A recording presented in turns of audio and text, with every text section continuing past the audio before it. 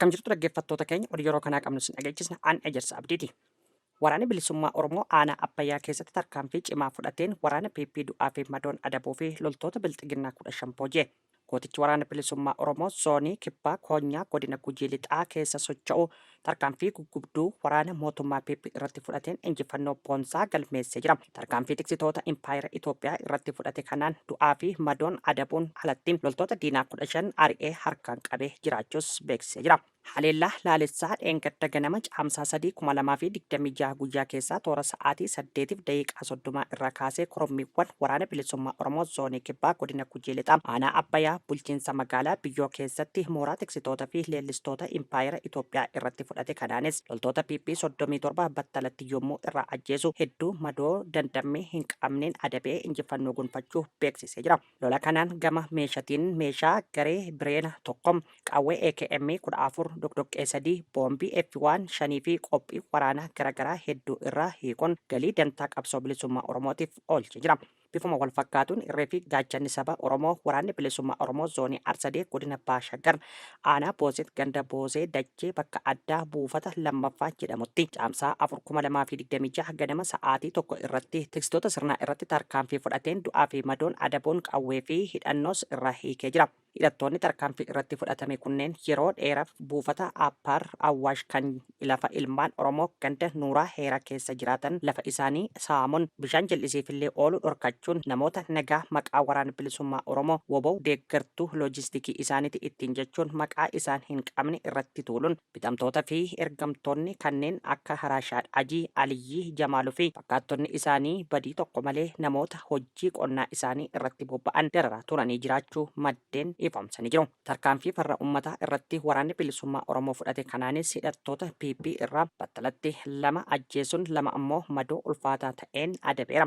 Gama meeshaatiin qawwee AKM 2 hidhannoo tokkoo fi qophiilee waraana biroos irraa dhuunfachuun mooraa qabsoo bilisummaa Oromoof gumaachee jira. Kana malees waraanni bilisummaa Oromoo aanaa Saasiggaa keessatti mooraa waraana faashistii PP irratti tarkaanfii laalessaa fudhateen injifannoo boonsaa argachuu beeksise. Irree fi gaachanni uummata Oromoo woboon zoonii lixaa caamsaa 4,2026 ganama barii barraaqan godina Baah Wallaggaa aanaa Saasiggaa bulchiinsa magaalaa Jimaatatti cabsee seenuun mooraa waraana bilxiginnaa irratti tarkaanfii rifaasisaa fudhateen tiksitoota impaayera guutummaa guututti magaalicha keessa buqqisuun injifannoo boonsaa gonfatee jira. Tarkaanfii akka bakakkaa kanaanis waraanni bilisummaa Oromoo humna diinaa irraa hedduu du'aa fi madoon adabuun 7 ammoo fayyaatti harkaan qabee jira. Gama meeshaatiin qawwee AKM 20 meeshaa boodatti hafaa tokko boombii harkaa tokko rasaasa PKM 1000 olii fi qophii waraanaa hedduu dugda diinaa irraa hiikuun galii mooraa qabsoo bilisummaa Oromoof taasisee jiraachuu beeksisee jira.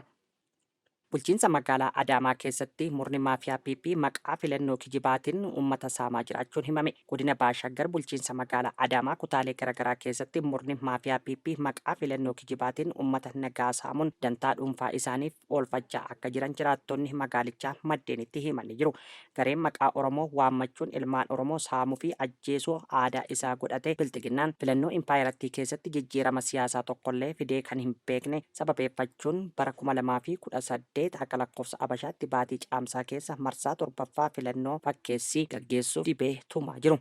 Murni ilaalcha boodatti hafaa sirna durii qabatee deemuu fi booji'amtoonni sirna darbee keessatti kan wal ga'ee bilxiginnaan bulchiinsa magaalaa Adaamaa aanaalee fi kutaalee garaagaraa kanneen akka Wanjii, Caffee, Gooroo, naannoo galma Abbaa Gadam, Poostaa, Amadee, Kurfaa, Boolee fi kutaalee biroo keessatti dheengadda caamsaa 2026 irraa eegalanii maqaa filannoo dhahachuun maallaqa uummata nagaa lafa isaa irraa buqqisuun erga saamanii booda ammammoo filannoo marsaa 7ffaa dabarree jirra jechuun dunkaana bakka adda addaa ijaaranii ifatti dafqayyeessan qaanii tokko malee bashannanaa akka jiran jiraattonni magaalichaa komii qaban ibsatanii jiru. Pirezidaantiin bulchiinsa yeroo Tigraay Jeneraal Taaddasaa Warradaa rakkoon Tigraay murtee garee tokkoon furmaata argachuu hin danda'u jedhan. Pirezidaantichi erga kaleessa galgala dabarsaniin waltajjii dhiphoo irratti murtii murteessuu fi fudhachuun yaada adda addaa osoo hin ilaalin yaada garee tokko deeggaruu tokko qofa qabaachuu itti fufuun balaa dabalataa akka qabu ibsanii jiru. Akkasumas furmaanni rakkoo keenya dandeettii jaarmiyaa siyaasaa tokko olii kan jedhan Jeneraal Taaddasan dhimmi naannoo Tigraay dhimma garee siyaasaa tokkoo fi nama dhuunfaa kamiyyuu akkasumas aangoo ol akka ta'e himanii jiru. Lammiileen Tigraay hedduun jaarmiyaanis ta'e dhuunfaan furmaata mataa isaanii dhiyeessaa jiraachuu fi dhaga'amuu fedha qabaachuu ibsanii jiru.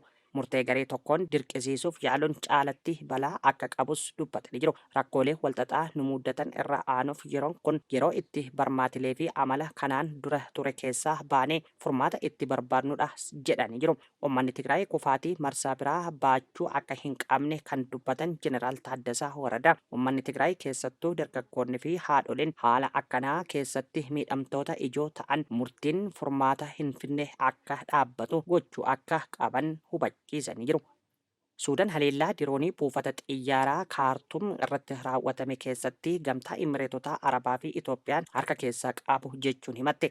Suudaan haleellaa diroonii buufata xiyyaaraa idila addunyaa kaartum irratti raawwatameef gamtaa Imireetota Arabaa fi Itoophiyaan qindoominaan raawwataniiru jechuun himatte. Dubbi himaan mootummaa wiixata kaleessaa akka ibsanitti haalli kun walitti bu'iinsa naannichaa hammeessuu danda'a jedhameera. Himannaan kun haleellan qilleensaa wiixata kaleessaa buufata xiyyaara magaalaa guddoo biyyattii naannolee jireenya fi gamoowwan waraanaa garaagaraa dabalataanis buufata siignaal koorpis kaartum kaaba fi giddugala leenjii al maarkihaat kan oobdurmaan keessatti argamu irratti raawwatame hordofee dhiyaatee jira. Bootsuwaanaan Afrikaa kibbaa irratti tarkaanfii cimaa akka fudhatte dhaga'ame. Pirezidaantiin Bootsuwaanaa Duumaa Bookoo jibbiinsa biyyoota alaa lammiilee Bootsuwaanaa Afrikaa kibbaa keessa jiraatan irratti raawwatamaa jiru irratti labsii yeroo atattamaa biyyattii isaanii labsan. Murteewwan gurguddoo pirezidaantichi dabarsan keessa mootummaan Bootsuwaanaa daangaa Afrikaa kibbaa waliin qabdu mara atattamaan akka cufamu ajajee jira. Humna ibsaa Afrikaa kibbaatti naannolee adda addaatti ergamaa ture akka addaan citu murteesse. Tarkaanfiin kun Afrikaa kibbaa kan amma dura hanqina anniisaa waliin rakkataa jirtuuf murtii rifaasisaa ta'ee dhufee jiras jedhamee jira.